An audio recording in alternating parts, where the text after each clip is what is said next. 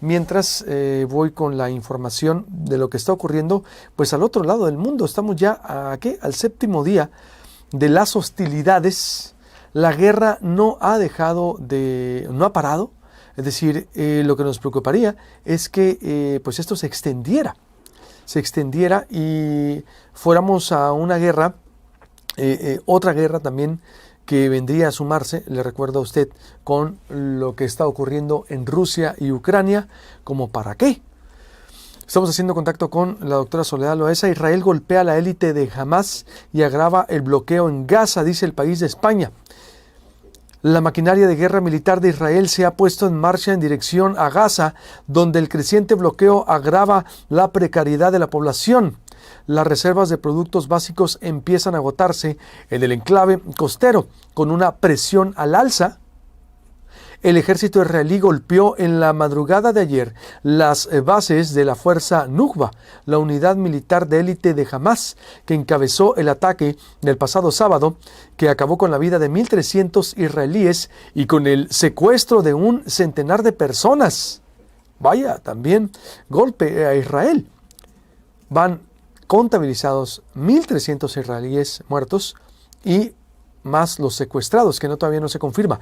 El jefe de la diplomacia de Estados Unidos, Anthony Blinken, garantizó en Jerusalén, que es lo que le comentaba ahorita al inicio del programa, que su país no dejará solo a Israel, pero pidió ante el primer ministro Benjamín Netanyahu que se evite el daño a la población civil. Eso fue lo que dijo por acá el mismo secretario de Estado. Esto, reitero, se está pues prácticamente complicando. La ONU está calculando ya una cifra de desplazados en la franja de Gaza de 340,000. Hay 4,000 toneladas de explosivos en Gaza desde el pasado sábado, por ejemplo. Este es un mapa que hace El País de España. Israel ha atacado de madrugada varios cuarteles operativos de Hamas. Por ejemplo, la ayuda humanitaria llegará a través de Egipto por el puesto fronterizo de Rafah, que se mantiene abierto. Sería puerto, ¿no? Que dice puesto en El País de España, para que vea que es decir a veces la ortografía, las palabras, pues entre tanta información, sería el puerto fronterizo de Rafah. Es decir, todavía está esto pues sembrando también ya ciudades fantasmas en Israel. Por ejemplo, las crónicas que dicen que las actividades están desplomadas en las grandes urbes, que permanecen casi desiertas y con fuerte presencia policial. Los principales ocupantes de los trenes son reservistas. La gente acapara comida como si se acabara el mundo, celebra un vendedor.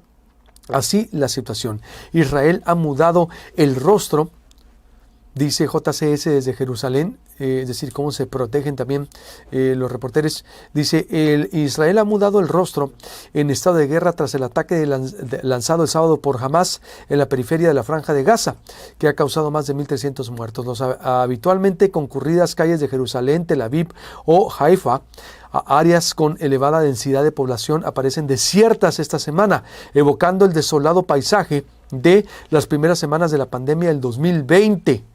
Con colegios, fábricas, oficinas y negocios cerrados, la actividad comercial se ha desplomado en arterias tan vibrantes como la de la calle de Haifa en Jerusalén, que aún conserva el encanto colonial de la era del mandato británico sobre la Palestina de 1922-1948.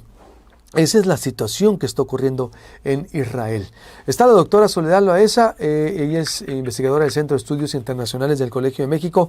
¿Cómo ver lo que está ocurriendo allá, doctora? Bienvenida, buenos días con esta situación. Buenos días, ¿cómo le va? Pues es muy grave lo que está pasando en el Medio Oriente y la verdad es que es un problema que no tiene solución en el corto plazo, en el mediano plazo tampoco. Pero en este momento está como preparándose un escenario de expansión del conflicto que puede ser extremadamente grave. Es decir, no hay, de alguna manera, dice usted, tiempo, como lo hemos visto, entonces puede ser una guerra de alto alcance, de largo alcance. Puede ser que se extienda a otros países, sobre todo si Hezbollah, que apoya a Hamas, es una organización terrorista que está que actúa desde Líbano, Hezbollah hasta el momento no ha intervenido, pero puede que ocurra en cualquier momento. Y si eso pasa, pues se empieza a agrandar el conflicto. Además es un conflicto que ya involucra a Irán, porque hay la sospecha de que Irán estuvo apoyando este plan de Hamas. Y no hay que olvidar que Hamas no es un Estado ni es un gobierno. Hamas es una organización terrorista. Sí, nos queda claro, y que acabó con 1.300 israelíes secuestrados. ¿Qué está detrás, doctora, de esta guerra? ¿Qué está peleando Hamas? ¿Por qué ese ataque que todavía esta semana no tenemos claro? ¿Por qué inició estas hostilidades? Bueno, en primer lugar, yo creo que hay razones históricas muy profundas y razones, si es que se puede decir, de índole motivo. Hay causas de índole motivo, más bien. Y esas causas de índole motiva tienen que ver con el hecho de que los palestinos sienten que fueron desplazados de lo que es su territorio, lo que era su territorio natural y legítimo. Y nadie les preguntó si estaban de acuerdo en que se dividiera su territorio para que le dieran un porcentaje de tierra al Estado Nuevo de Israel. En segundo lugar, está en el problema del equilibrio, el equilibrio regional. Irán es un país que tiene muchos armamentos y mucho dinero. Y lo que pasa es que Irán está, como usted sabe, tiene interrumpidas relaciones con los Estados Unidos y no se han resuelto los problemas entre Irán y Estados Unidos. Y es una región muy volátil, es una región en que se puede presentar conflictos muy graves, pero precisamente por el equilibrio de poderes. Es una región importante estratégicamente hablando, porque es productora de petróleo en primer lugar, y Estados Unidos había asumido la responsabilidad de la defensa del Estado de Israel. Entonces, tener a un aliado de uno de los principales enemigos en este momento de los gobernantes de Irak, por ejemplo, o de Jordania, o de Arabia Saudita, es tener una nueva de tiempo en el propio territorio. Esto viene desde 1945, nos remite también al 48-45, cuando se... A la creación del Estado de Israel. Con la creación del Estado de Israel que dictó la ONU y que dijo, a ver, esto te toca a ti, Palestina, esto te toca a ti. Que fue el resultado más que de la ONU, de una discusión entre las potencias vencedores en la Segunda Guerra Mundial, y no fue mucho lo que le preguntaron a los palestinos. Entonces fue una imposición, fue un mapa territorial que diseñaron las potencias vencedoras en el 46-47, que se sentían además muy responsables de todo lo que había sufrido el pueblo judío a manos de los nazis. Uh-huh. Y desde ahí vendría de alguna manera a remitirnos el conflicto. ¿Cuál sería la salida, cree usted, doctora, en esto? Pues mire, primero hay que tener en cuenta lo sangriento del ataque de Hamas. Yo puedo pensar que efectivamente los israelíes han sido tremendamente agresivos con los palestinos, los palestinos que viven en la franja de Gaza viven sitiados por el ejército israelí en una situación muy complicada y muy difícil. Las cosas se estaban estabilizando, tanto así que Israel empezó a negociar una firma de un tratado de paz o de amistad con Arabia Saudita. Esta posibilidad era muy amenazante para los intransigentes, para los árabes intransigentes que no aceptan la existencia del Estado de Israel. Y entonces, ante la inminencia de la firma de ese arreglo entre Arabia Saudita y Israel, creo yo, decidieron este ataque masivo. Ahora es un ataque masivo que ha sido realmente denunciado por toda la humanidad, creo yo con mucha razón, porque jamás ha atacado a las familias, a los niños, a los bebés, a cada persona, a todo civil que encontraba en su camino. O sea, fue organizada una masacre fenomenal y está prohibido por la Convención de Ginebra atacar a los individuos, a los ciudadanos que no son soldados. Se supone que las guerras las pelean nada más los soldados. Y entonces en esta ocasión lo que hicieron lo que hizo Hamas fue organizar una ofensiva por cielo, mar y tierra, en la que no distinguen entre civiles y militares.